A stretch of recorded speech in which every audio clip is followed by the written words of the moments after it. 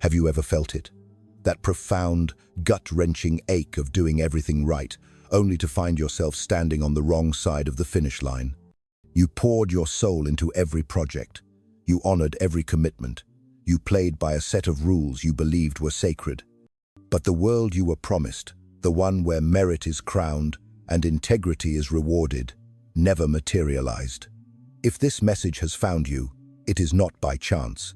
It is a divine appointment. Your soul has been calling out for this truth, and the universe has finally answered. For every time you've felt invisible, for every time you've been overlooked, know this: you are not alone, and you are not crazy. Share this with another soul who needs to hear it, and let the echoes of our shared awakening begin in the comments below with a simple, "I see it now." You did everything right. Remember those nights? You were the one who studied harder, fueled by a fire that others couldn't comprehend. You were the one who stayed awake, pushing through the veil of exhaustion while others surrendered to sleep. You didn't just learn the rules of the game, you internalized them, making them a part of your very being. You followed them with a devotee's precision, played the game with a fairness that felt like a sacred pact. And deep within the quiet chambers of your heart, you held onto a single, unwavering belief that if your mind was sharp enough, if your character was good enough, if your contribution was useful enough, the grand system of the world would cradle you, protect you, and ultimately reward you. That singular belief was the fuel that kept your engine running, the North Star in your darkest nights. It was this faith that kept you going when everything else screamed for you to stop. You saw the shortcuts, the easy paths glittering with fool's gold, but you didn't chase them. You saw others stepping on hands and hearts to climb their ladders, but you refused to sacrifice your integrity. Your spirit wouldn't allow it. You didn't learn the art of fake charm. You didn't master the craft of selling beautiful illusions. Instead, you chose the path of substance. You just did the work, quietly, without fanfare. Consistently, like the turning of the earth. Brilliantly, with a light that shone from within. And for a time, for a precious while, that path felt undeniably noble. It felt pure, aligned with a higher universal law. But the years, like relentless tides, went by. And the rewards, they never washed ashore. The promotions, the recognition, the security you had earned 10 times over, they remained a distant mirage. Instead, you were forced to watch as others rose. You saw them ascend faster, their ascent announced with the loud, hollow clang of empty vessels. You watched as mediocrity, draped in confidence, was handed the crown. You witnessed firsthand how the performance of politics consistently outperformed the quiet dignity of actual performance. And in the silence of your own overlooked brilliance, a question began to bloom. A dangerous, heartbreaking question. Was I wrong about everything? The doubt began as a whisper and grew into a roar that shook the very foundations of your belief, because you knew, with absolute certainty, that you weren't lazy. You weren't a victim of poor circumstance. You weren't entitled, demanding more than you were due. You were never trying to game the system. On the contrary, you were desperately, earnestly trying to believe in it. You were trying to prove that its promises were real, that its foundations were just. But here is the truth, the one they never whisper in the halls of education or the corridors of power. Your intelligence, your unique talent, your relentless hard work, these were never your shields. In this world, they are your vulnerabilities. In a society that has been meticulously engineered to reward the performance of success over the actual substance of value, being smart doesn't make you safe. It makes you a target. It makes you usable. It makes you, in their eyes, replaceable. The system is not designed to reward the depth of your soul or the complexity of your thought. It is a machine that rewards visibility. It doesn't celebrate your quiet, world-changing contribution. It celebrates whoever controls the narrative around that contribution. And you must understand this with every fiber of your being. If you are not the one in control, you are the one whose energy is being extracted. The great tragedy of our time is not that brilliant people like you are not capable. The tragedy is that you have been conditioned to believe that your capability, on its own, is enough. But look around you. Open your eyes and truly see. The smoothest talkers are handed the microphone. The boldest bluffers are awarded the contract. The shallow souls rise with astonishing speed, precisely because they are empty, because they float on the surface of a world that fears the depths. And the deep, the souls like you, weighted with substance, wisdom, and genuine value, they sink. Not because you are weak, never believe that. You sink because this world, this matrix, was designed to skim the surface, to harvest the foam, and ignore the vast, powerful ocean beneath. And what about you? You, who carries the weight of entire worlds in your mind. You, who thinks long and deep before ever daring to speak. You, who builds things that are meant to last, things with foundations of truth and integrity. You, who carries far more than you ever show to the world. Where has this divine burden gotten you? It has gotten you used. It has gotten you underpaid. It has gotten you overlooked. You are respected, but only when it is convenient for them. You are rewarded, but only when it is absolutely necessary to keep you producing.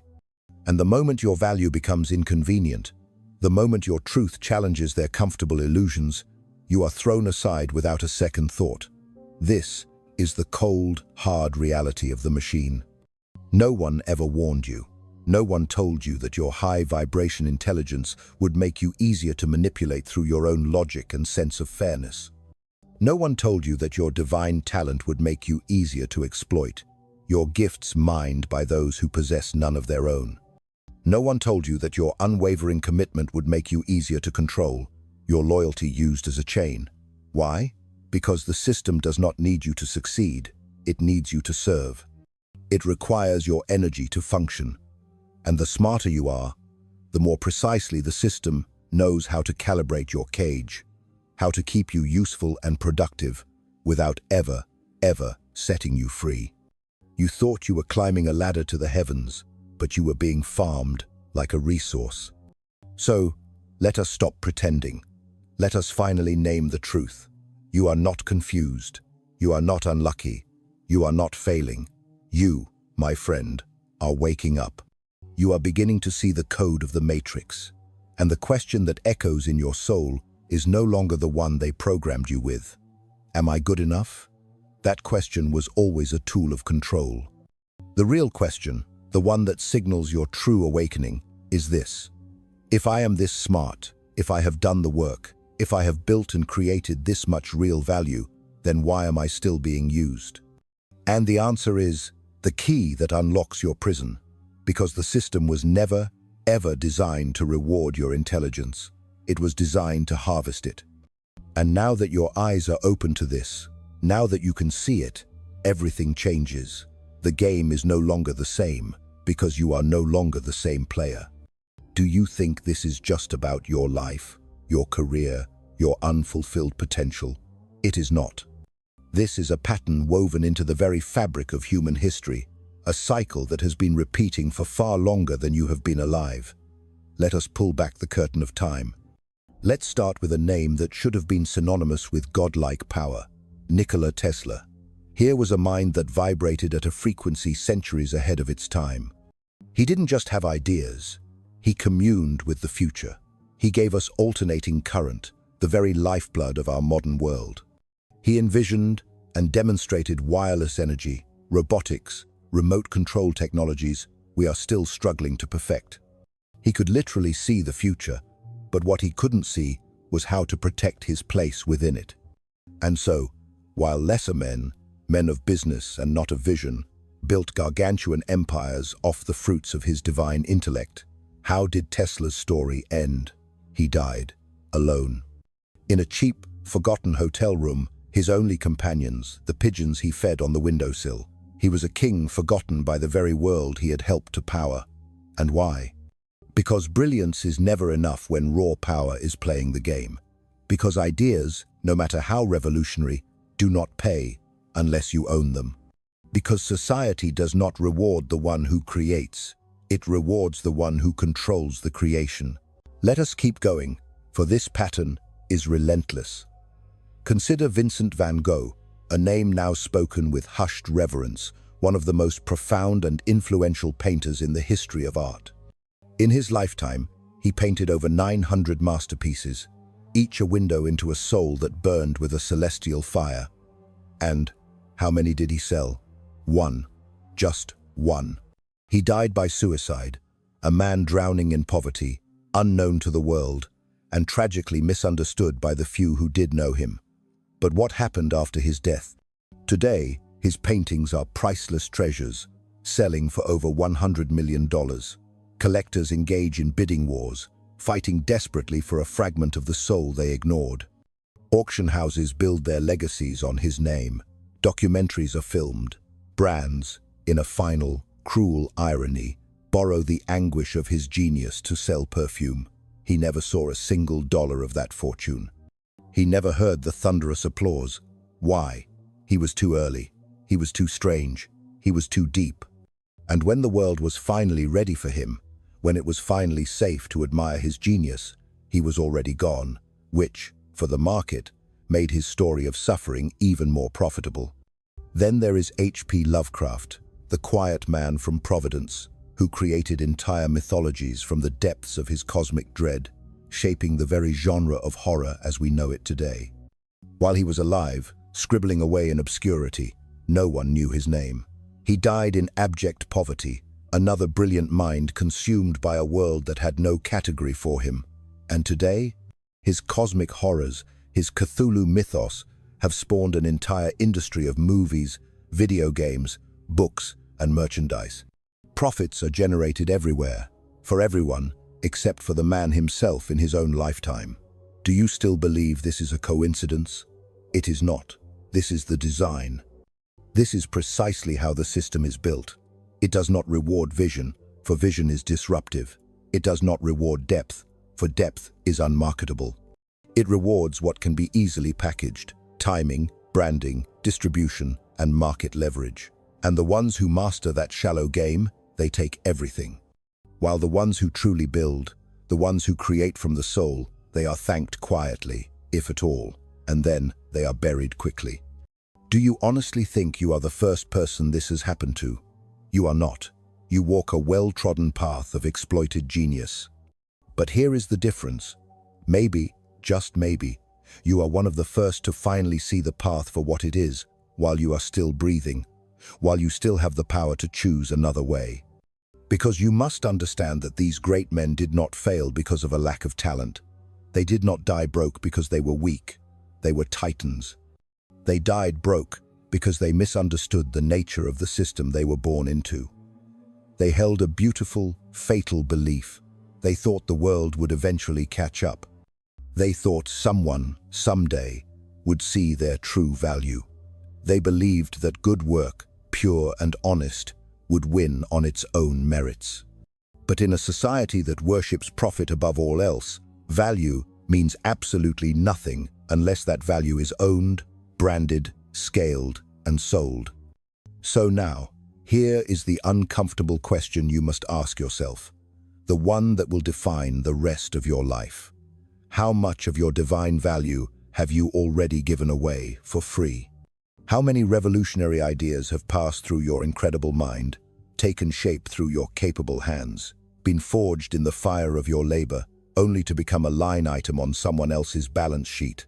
A comfortable cushion for someone else's paycheck? How many times did you build the entire engine while someone else simply stepped in at the end to turn the key and position themselves as the face, the owner, the so-called genius? And how much longer do you think this can possibly continue? Because if you do not name this vampiric process, if you do not call it what it is, extraction, harvesting, theft, it will not stop. It will drain you until there is nothing left. You are not broken. You are not unlucky. You are a man who sees too clearly in a world that profits from your blindness. But now, your eyes are opening. You have started to see. And that realization is not the end of the road. It is the very beginning of your true path. What do all these stories have in common? Tesla, Van Gogh, Lovecraft? They were not just victims of misfortune. They were used by a system that has perfected the art of extracting brilliance without ever needing to honor the source. And once you truly, deeply understand that fundamental truth, everything else in your life starts to make a terrifying kind of sense. You see, we are taught from birth to believe a beautiful lie. We are indoctrinated into the cult of the just world fallacy. It's the story that the world is inherently fair, that true value always rises, that the cream, by some natural law, inevitably floats to the top. But that is a fairy tale, a potent illusion designed to ensure your compliance. The system was never built to reward your value. It was built to monetize it, and not in your hands, but in the hands of someone else who understands the game better. The great political philosopher Machiavelli said it best. It is not necessary for a ruler to be good. It is necessary for him to appear good. In other words, power does not need actual talent. It only needs the convincing illusion of talent. And in our modern society, this principle reigns supreme. The people who create the most value are rarely the ones who control it. The deep thinkers work for the charismatic talkers. The master builders work for the empty brand. The brilliant problem solvers work for the cold logic of the spreadsheet. You are not underpaid because you lack skill. You are underpaid because you do not own the frame, the narrative, the pipeline through which your value flows. You were taught meticulously how to produce, but you were never taught how to protect. You were taught to pursue excellence, but you were never taught how to leverage it. You were taught to be humble, while others were learning how to harvest every single thing you created. This isn't about intelligence, it's about infrastructure. Who controls the system? Who owns the channels of distribution? Who sets the price on your labor? Because if you do not control the platform, you are not the artist, you are the product.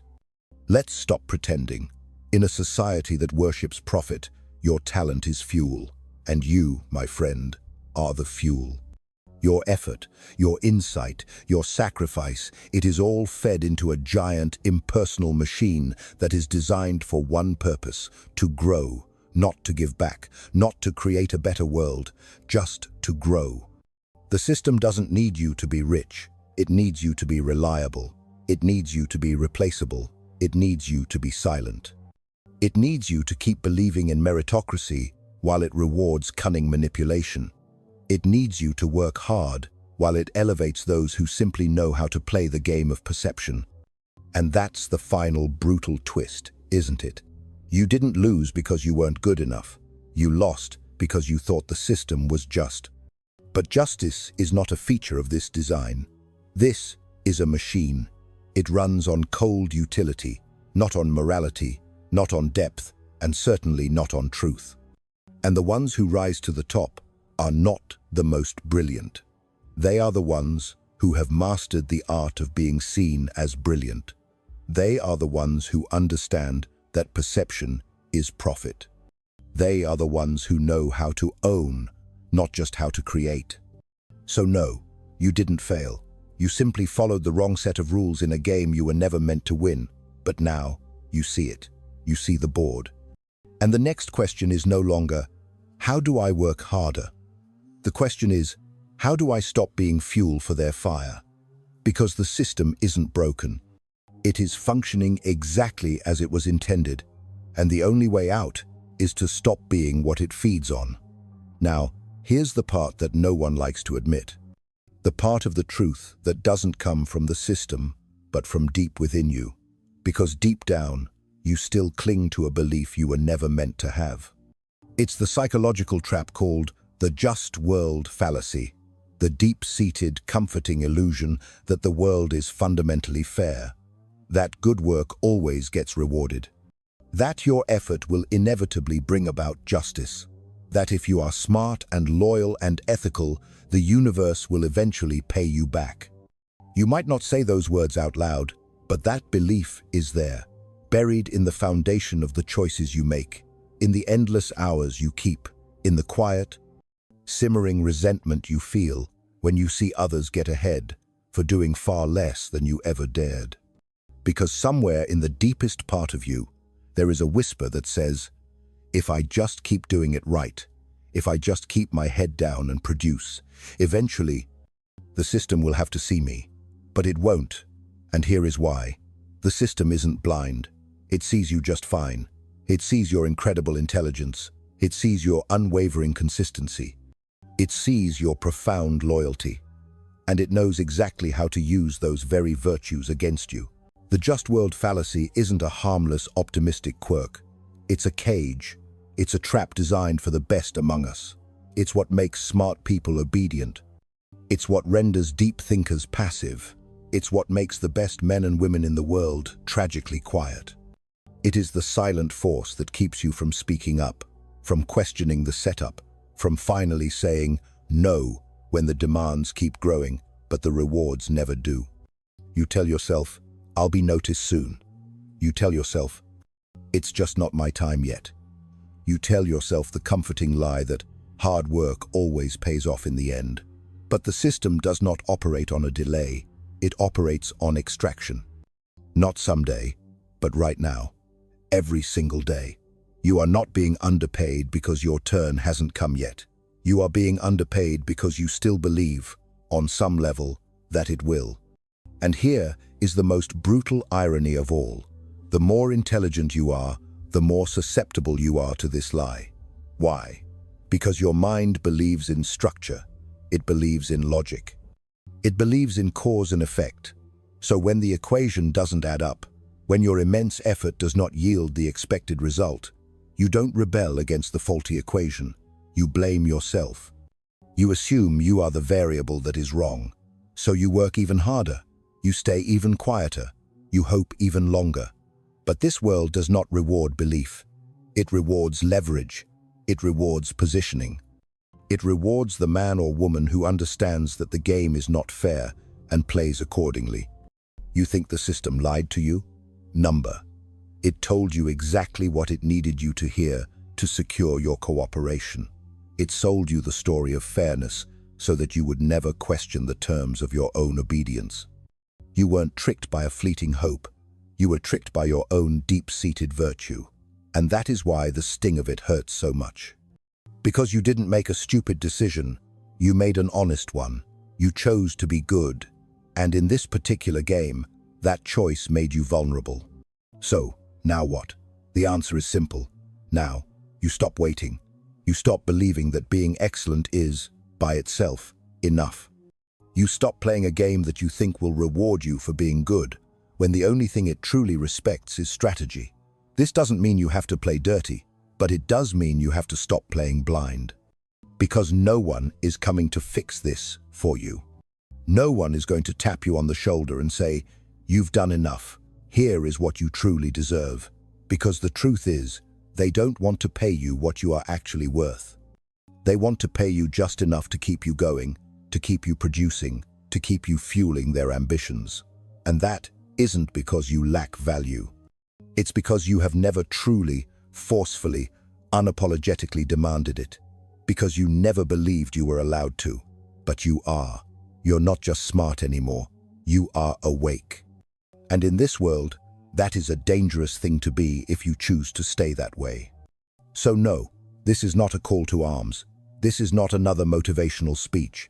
This is a mirror, and it is time to look into it. Because the system isn't the only thing that has been lying to you.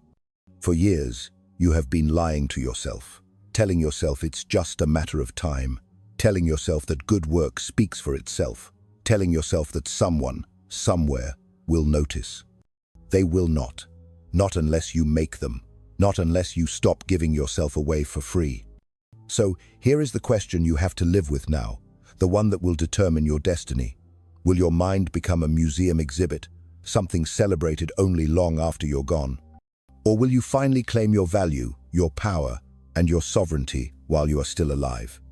Do not let your intelligence become a product that someone else sells back to the world with your name conveniently removed. The story ends this way, not because you weren't good enough, but because you never looked at your creation, planted your flag, and said, "This is mine."